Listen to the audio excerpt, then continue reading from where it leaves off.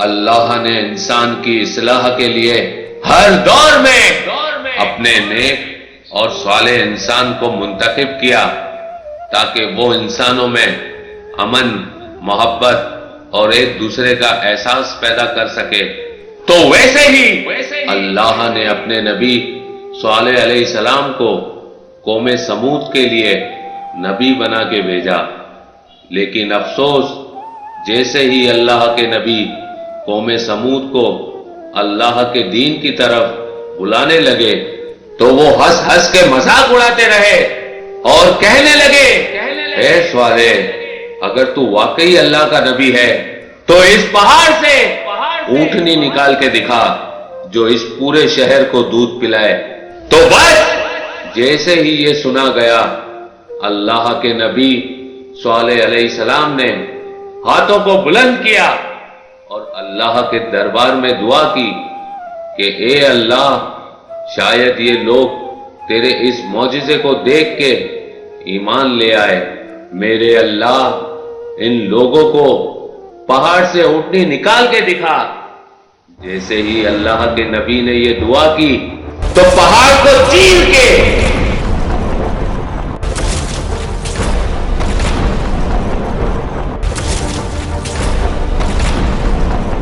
ایک اونٹنی اپنے بچے کے ساتھ ان لوگوں کے سامنے کھڑی ہو گئی۔ پوری قوم حیران ہو گئی اور اللہ کے نبی حضرت صالح علیہ السلام فرمانے لگے، اے لوگو، یہ اونٹنی اللہ کی نشانی ہے۔ جو اللہ پہاڑ کو چیر کے اونٹنی کو پیدا کر سکتا ہے، وہی اس کائنات کا حقیقی خالق ہے۔ اے لوگو، پتھروں کو نہ پوجو، آگ کو نہ پوجو، اس اللہ کی عبادت کرو جس نے تمہیں پیدا کیا ہے۔ اللہ کے کرم سے وہ اونٹنی پورے شہر کو دودھ پلاتی تھی۔ اللہ کے نبی صالح علیہ السلام نے فرمایا، اے لوگو، جو ساتھ میں چشمہ ہے، اس کا پانی ایک دن تم پیو اور دوسرے دن یہ اونٹنی پیے گی جو تمہیں دودھ دیتی ہے۔ سب نے تسلیم کیا اور لوگ ایک دن چشمے کا پانی پیتے تھے اور دوسرے دن اونٹنی کا دودھ۔ لیکن افسوس، شیطان ان لوگوں کو بھڑکاتا رہا کہ اس تالاب کے پانی پہ قوم سمود کا حق ہے، اس اونٹنی کا نہیں، اور ایک شخص کو لالچ دی گئی کہ شہر کی سب سے خوبصورت عورت سے تمہاری شادی کروائیں گے، بس تم ہمارا ایک کام کرو، صالح کی اونٹنی کو قتل کر دو۔ اس کا نام غطار بن سالب تھا، جو ایک طاقتور اور وحشی انسان تھا۔ اس نے 9 گروہ بنائے اور یہ کہا، اس اونٹنی کو میں اپنے ہاتھوں سے ماروں گا۔ اللہ کے نبی حضرت صالح علیہ السلام پوری قوم کو سمجھاتے رہے، اللہ سے ڈرو، یہ اونٹنی اللہ کی نشانی ہے، ایک دوسرے کا احساس کرو، ہوس، لالچ اور نفسانی خواہشات سے مبرہ ہو کے دوسرے کے لیے جینا سیکھو۔ لیکن افسوس، وہ سب ان باتوں کو مذاق سمجھتے تھے۔ بالآخر ایک دن غطار بن سالب نے اللہ کی نشانی اس اونٹنی کے چاروں پاؤں بے دردی سے کاٹ دیے اور پورا شہر تماشا دیکھتا رہا اور بڑی ہی بے رحمانہ طریقے سے اس اونٹنی کو مار دیا۔ پورا شہر خوشیاں منانے لگا کہ ہم نے صالح کی اللہ کی اونٹنی کو مار دیا، اور سب کہنے لگے، اے صالح، اگر تیرا اللہ واقعی سچا ہے تو کہہ دے ہم پہ عذاب لائے۔ تو بس اللہ کے نبی صالح علیہ السلام نے فرمایا، 3 دن میں اللہ کا عذاب آنے والا ہے۔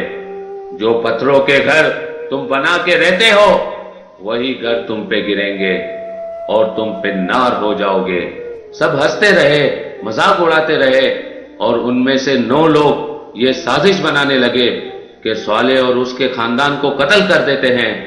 بس جیسے ہی وہ لوگ اللہ کے نبی کو قتل کرنے کے لیے گئے تو آسمان سے ایک پتھر ان لوگوں پہ آ گرا اور وہ سب کے سب بے نار ہو گئے، اور یہیں سے عذاب کی شروعات اس قوم پہ ہو گئی۔ اتنے میں پوری قوم کے چہرے سیاہ ہو گئے اور آسمان سے آگ برسنے لگی اور زمین ہلنے لگی۔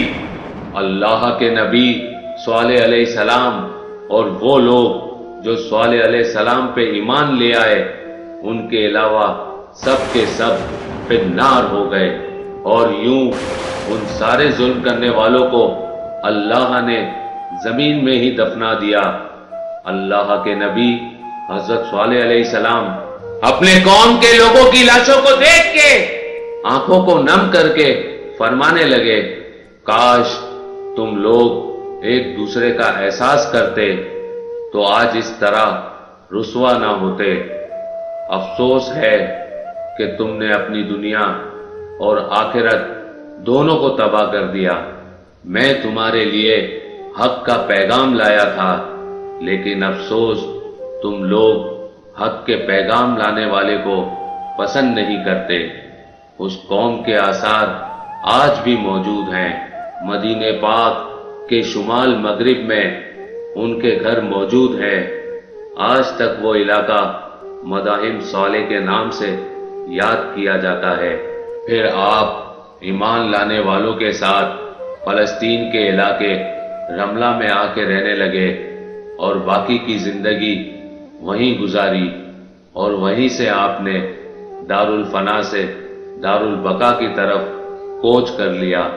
سلام ہو اللہ کا پیغام عام کرنے والے اللہ کے نبی حضرت صالح علیہ السلام پر۔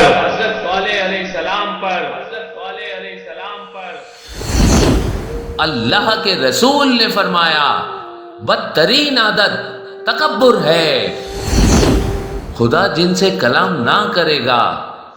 اللہ کے رسول نے فرمایا، اللہ تعالی 3 آدمیوں سے کلام نہیں کرے گا: احسان جتلا کر چیز دینے والا، تکبر سے دامن کھینچنے والا، جھوٹی قسم کھا کر مال بیچنے والا۔ بہشت میں آسانی سے پہنچانے والی 3 عظیم خصوصیات۔ اللہ کے رسول نے فرمایا، جس شخص میں 3 صفات پائی جائیں گی، خداوند تعالیٰ اس کا حساب بھی آسان کر دے گا اور اپنی رحمت سے اسے بہشت میں بھیج دے گا۔ لوگوں نے عرض کیا، یا رسول اللہ، وہ کون سی صفات ہیں؟ اللہ کے رسول نے فرمایا، جو تمہیں محروم کرے تم اسے عطا کرو، جو تم سے قطع رحمی کرے تم اس سے صلہ رحمی کرو، اور جو تم پر ظلم کرے اسے معاف کر دو۔ موت سے پہلے توبہ۔ اللہ کے رسول نے فرمایا، اپنے پروردگار کے حضور توبہ کرو قبل اس کے کہ تم مر جاؤ۔ پاکیزہ اعمال کی کوشش کرو قبل اس کے کہ گرفتاری میں پڑو۔ قیامت کو دور سمجھ کر بے خوف نہیں ہونا چاہیے۔ ارشاد رب العزت ہے کہ پیغمبر صلی اللہ علیہ وآلہ وسلم، یہ لوگ آپ سے قیامت کے بارے میں سوال کرتے ہیں تو کہہ دیجئے کہ اس کا علم خدا کے پاس ہے، اور تم کیا جانو، شاید وہ قریب ہی ہو، شاید وہ قریب ہی ہو۔